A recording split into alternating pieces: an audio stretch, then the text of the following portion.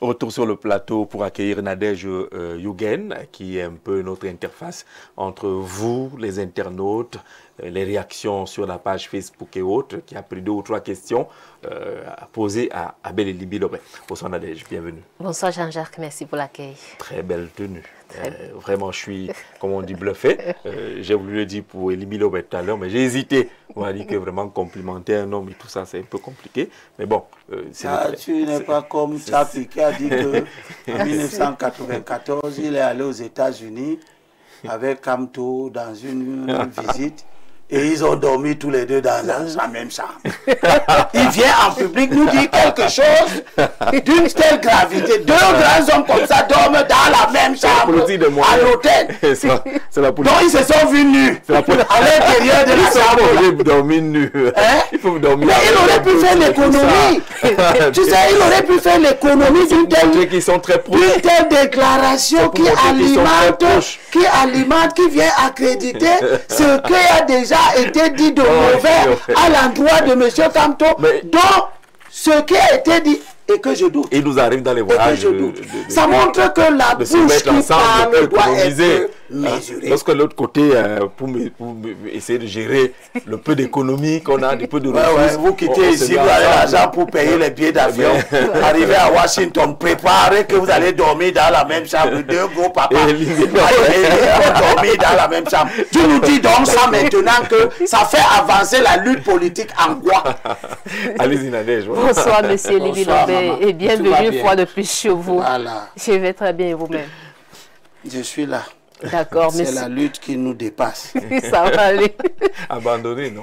On n'abandonne pas. Ça va. On n'abandonne pas. Les résultats viendront. Même nos enfants feront les résultats. Alors, monsieur Libby Lobé, le principe est simple, vous le connaissiez déjà. Vous allez apprécier les questions proposées par les internautes. Alors, vous êtes certainement au courant de l'actualité qui a défrayé la chronique au Cameroun, celle du petit Mathis âgé de 6 ans et brutalement arraché à la vie par l'ami de son papa après une bagarre dans une buvette. Avez-vous rendu visite à la famille? Non. Pensez-vous que la justice camerounaise fera son travail? Je doute. Pourquoi? Il paraît que ce monsieur avait déjà tué un enfant avant. C'est ce qui se dit. Bon, on n'a pas encore authentifié l'information, mais c'est ce qui se dit. Bon, alors, il avait déjà tué avant. Tous ceux qui parlent maintenant n'ont pas parlé. Ils étaient où? Vous voyez ce que je reproche aux gens, à notre pays, et en particulier aux hommes politiques? L'indignation sélective, à géométrie variable. C'est-à-dire que si quelque chose de mal se produit, vous êtes au courant, vous ne dites rien. Vous attendez le jour où un autre événement vient et amplifié pour tout le monde s'engouffrer dedans pour venir faire son commerce politique. Ce monsieur est un meurtrier qui est en libre circulation depuis. Comment il est en libre circulation?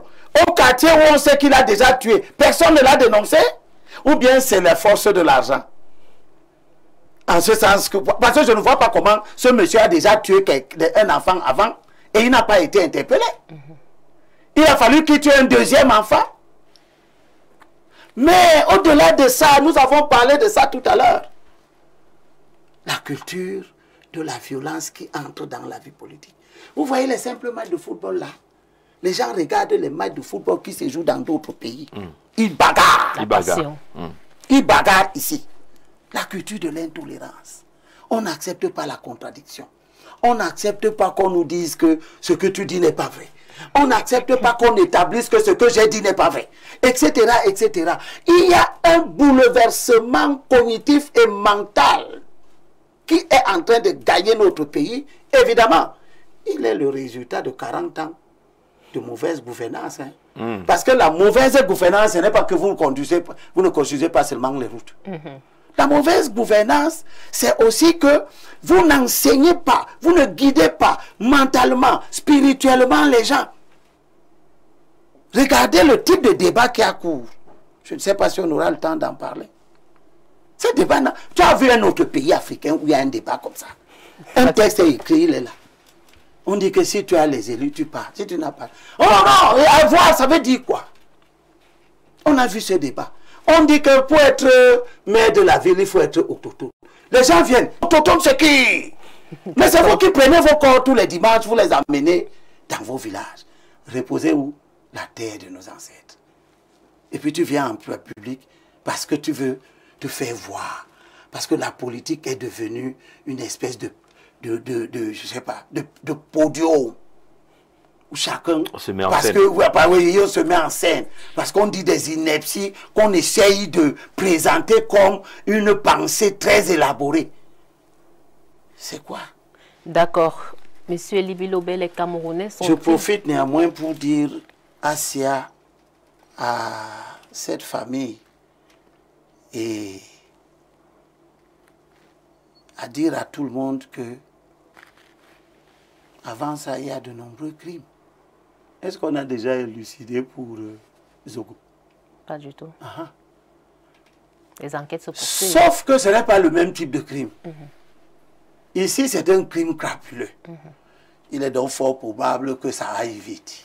La justice n'a rien, le régime n'a rien à cacher dedans. D'accord. Mais il y a d'autres crimes qui n'ont jamais été élucidés, n'est-ce pas? Et je peux aussi craindre la corruption. La corruption. Parce que la justice est en train d'être à l'image de l'argent qui se joue. Je suis à Yaoundé tous les jours pour essayer de débloquer des dossiers qui dorment dans les tribunaux depuis 8 ans. 8 ans. Personne n'en parle. Et les familles souffrent. Le droit n'est pas dit. L'injustice s'installe, se perpétue. Le pays est profondément malade. Ses compatriotes. Monsieur Liby Lobé, les Camerounais sont-ils véritablement unis? Non, pas du tout. Pas du tout, pas du tout, pas du tout. Les gens ont des comportements qui dépendent de l'ennemi de celui qui se comporte. Les gens ont des opinions qui dépendent de l'ennemi et de la personne sur qui on émet une opinion. Qu'est-ce qui fait problème? C'est le tribalisme, la culture du tribalisme. C'est le tribalisme, tout le monde sait ça. On crée des entreprises, on recrute seulement ses frères. Quand je vais dans les banques qui viennent du Nigeria, je trouve des jeunes filles bien habillés, belles, des beaux garçons, jeunes. Ils sont là, il y a une émulation. Ils sont de l'Est, ils sont du Nord. Allez, je vois des femmes du Fulbe avec leur foulard, etc., etc. La diversité de notre société. Quand je vais dans les banques, la capitale camerounaise, je trouve une ethnie. Je trouve une ethnie. Et quand tu demandes, tu cherches, on dit que, ah, dis donc, est-ce que vous êtes travailleur? Qu'est-ce que vous proposez? Mais les Français viennent ici avec leur entreprise et ils voient tout le monde. Et tout le monde travaille. Et ce sont les entreprises là qui ont plus d'argent. Et qu'est-ce que vous proposez, monsieur? Je propose une loi de mixité ethnique en milieu professionnel. Si je suis député, je vais me battre pour que chacun ne fasse pas comme il veut. Si tu installes une entreprise à Bétois, tu utilises au moins 40 à 60% de la main-d'œuvre recrutée là. Tu as compris? Tu n'as qu'à te débrouiller. Comme tu dis que les gens de l'Est ne sont pas travailleurs. Tu choisis. Ou bien tu gardes ton entreprise chez toi. Là où il y a les travailleurs. Mais si tu l'amènes à l'Est, pour venir faire du bénéfice à l'Est, il faut que ce bénéfice que tu fais profite aussi à ceux qui t'ont donné l'hospitalité. Qui peuvent porter, qui peuvent s'asseoir au guichet, qui peuvent taper l'ordinateur pour regarder. Il y a combien de clous au magasin? Il y a le clou de 10, il tape. Celui qui fait ça, il a quel travail spécial qu'il a appris? Donc c'est une culture de la discrimination. Nous sommes en train d'être dans une situation où les gens installent des entreprises au littoral et discriminent les enfants du littoral. Les enfants du littoral n'ont pas de travail.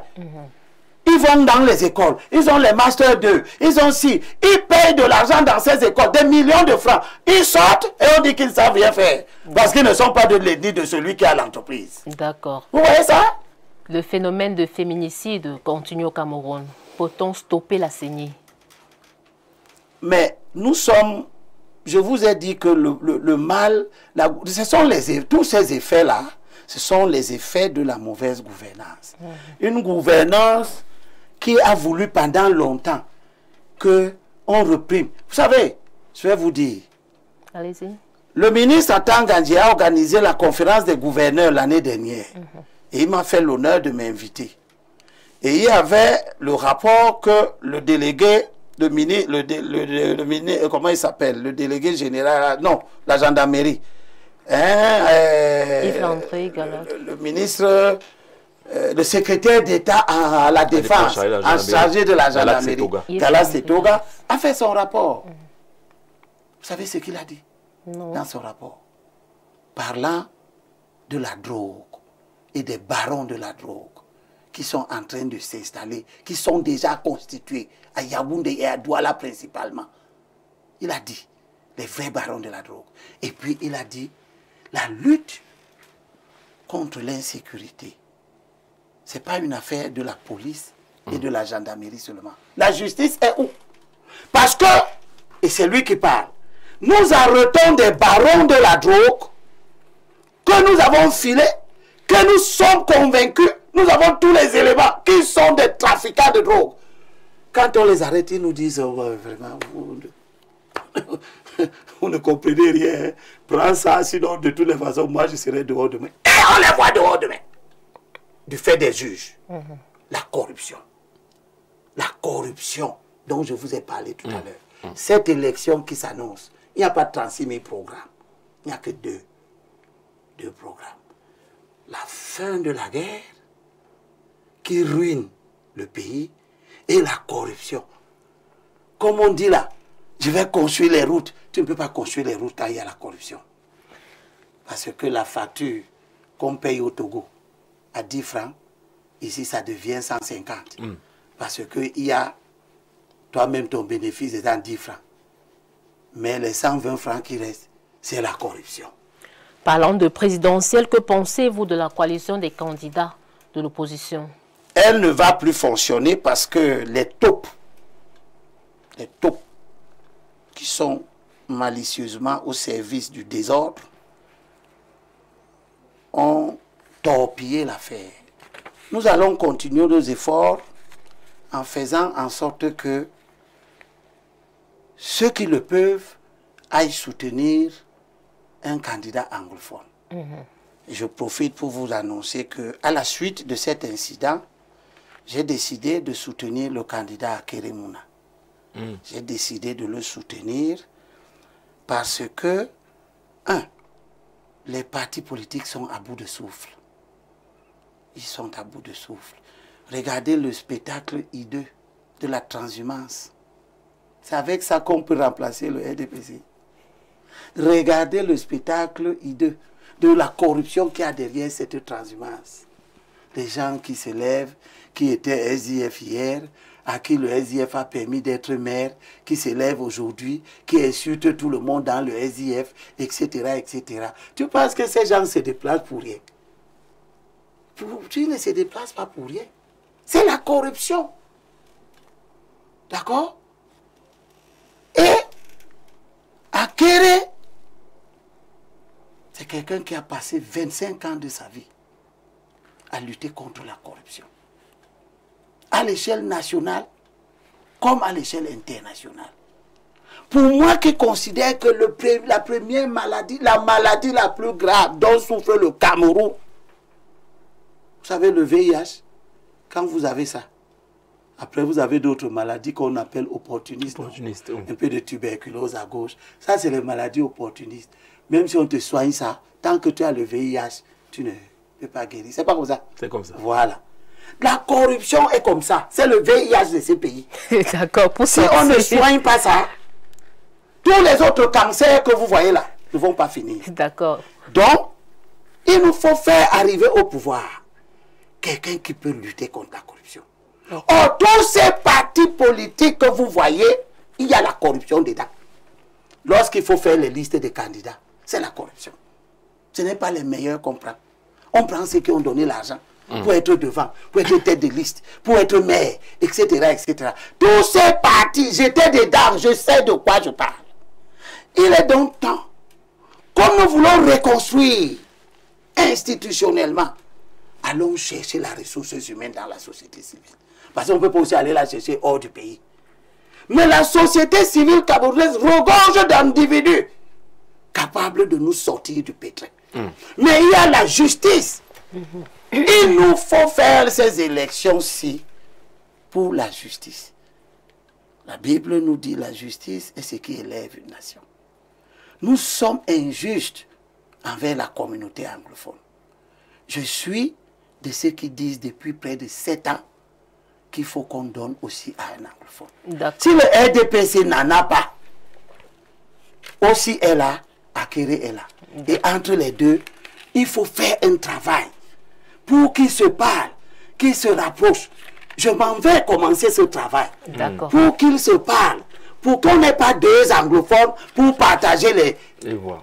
Il nous faut un. Il nous faut un. Parce que la réhabilitation de la communauté anglophone est le moteur de la fin de la guerre. Les anglophones ne voteront pas un autre francophone après Biya. Il faut qu'on se mette cela en tête. On peut encore comprendre qu'ils peuvent encore voter Biya en disant c'est lui qui est responsable, il n'a qu'à rester là, il va partir un jour de lui-même. Mais pas que dans ce pays-ci.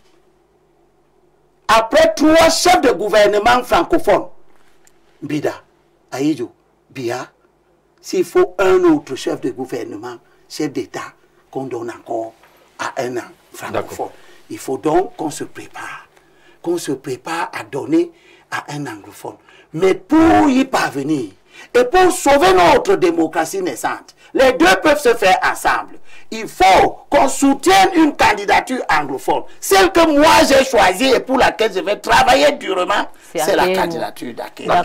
Parce que c'est société civile, parce que c'est ressources humaines, parce que c'est longue expérience de lutte contre la corruption, parce que Akere est dépositaire d'une grande culture de l'Union. N'oubliez pas que son père, Salomon Tandemuna, avec John Goufoncha, c'est ceux qui ont bâti le pays. C'est tel que vous le voyez maintenant. Monsieur Liby Lobé, pour sortir, il se dit que vous détestez certains opposants. Non, il ne faut pas réduire. Je combat, je ne les déteste pas. Je peux même manger, boire avec eux. S'il faut dormir comme certains ont dormi à Washington, je ne le ferai pas parce que je suis public. Dans la même chambre. Et Jean-Jacques, même si on est pauvre, comment? On ne peut pas quand même aller à Washington, venir dormir dans la même chambre. J'enlève mes habits, je dors. Toi, tu t'enlèves ta part. Jusqu'à nous dire que c'était sur le même lit. Bon, donc, je ne déteste personne. Vous comprenez? Je crains Dieu. Dieu dit,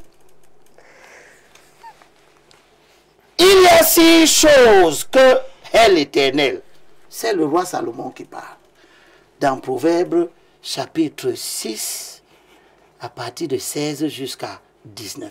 Et il dit, il y a 6 choses que est l'Éternel. Et même 7. Qu'il a en horreur. Vous voyez, même Dieu, Dieu a des horreurs. Hein? Parce qu'on dit, tu lis la Bible tous les jours et tu as la haine. Mais la Bible dit de haïr. Elle dit ici, parmi les 6 choses que Dieu est, les yeux hautains, la langue mensongère, les mains qui répandent le sang innocent. Et le type qui a tué le bébé là, c'est qui? Mwafo. Ça s'appelle Mwafo. Il doit savoir que Dieu le hait. Parce qu'il a répandu le sang d'un innocent. Le cœur qui médite des projets iniques. Moi, je viens vous voir pour qu'on unisse les gens. Immédiatement, vous introduisez la torpille. les gens qui ont des projets iniques. Dieu les hait. Il ajoute, les pieds qui se hâtent de courir au mal. Le mal. Tu trouves la vie politique, tu t'organises exprès à créer un chamboulement de la vie. Tu commences à dire aux gens que je peux avoir les buts sans avoir joué le match. C'est vous qui faites le football. Explique-moi comment tu n'as pas joué un match et on comptabilise les buts au gagné sur tapis vert. Tu n'as pas joué. Tu n'étais pas au stade. On dit qu'il y a les buts qui ont été marqués, on dit que c'est pour toi. Vous commencez la guerre, les discussions, on n'en finit plus. Et un mandat impératif, on devait en parler là, non? Justement, nous y sommes.